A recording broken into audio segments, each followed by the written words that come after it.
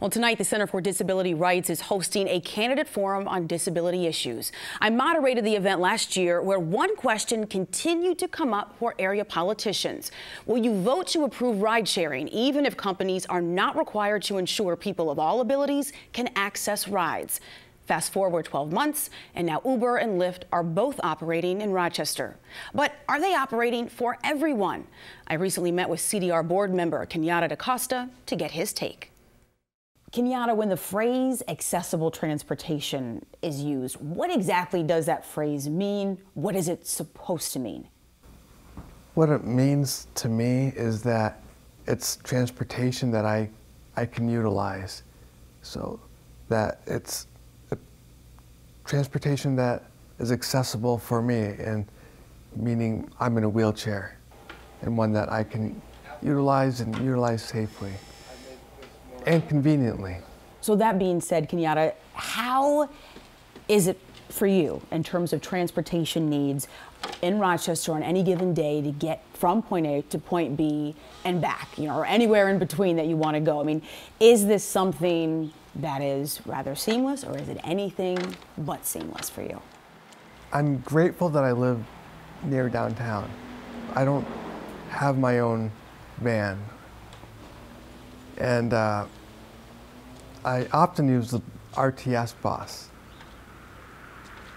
When the weather's bad and I can't wait outside, or when the time isn't great, I use RTS Access, which is works out well for me. My schedule isn't too crammed, so I can get from place to place, even if I can't get the exact time that I want because I have to schedule ahead of time, usually 1 day to 7 days ahead for RTS Access. If I wanted to get same day service, sometimes, and again, not utilizing the regular RTS bus, RTS Access does allow me to do that if they allow me to try. Sometimes they're not always available to schedule same-day service, and if that's the case, then I would have to call a service that's usually, it might be for medical transport usually, that can take a wheelchair. I've done that in a real crunch. It's expensive. So one time I did that, I'd scheduled somewhere and I, for some reason, didn't schedule a ride, and I realized, oh shoot, I really have to get there, and I didn't want to back out, and it cost me $75 each way. That was in town, so it cost me $150, and I wasn't gonna, so that can get expensive. You can imagine. I don't do that very often. Yeah. Well, let me ask you this.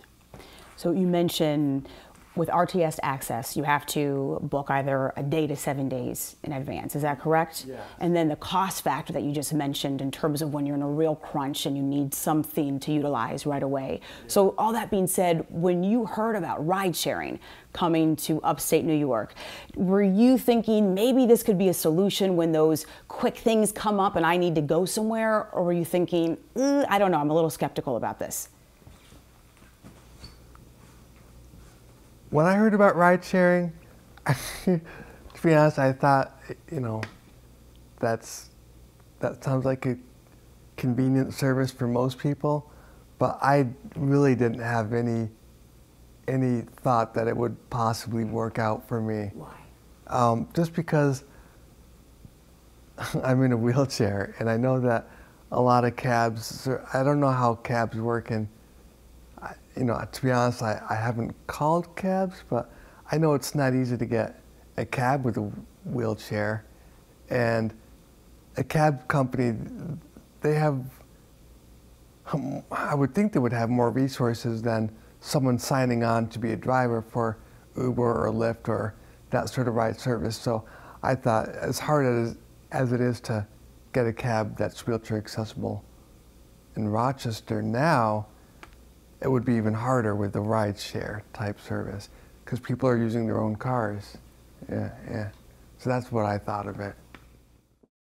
We'll have more from Kenyatta DaCosta, in addition to local politicians and both ride-sharing companies, Uber and Lyft, on next month's Move to Include program. That's as we further explore just how accessible their rides can be.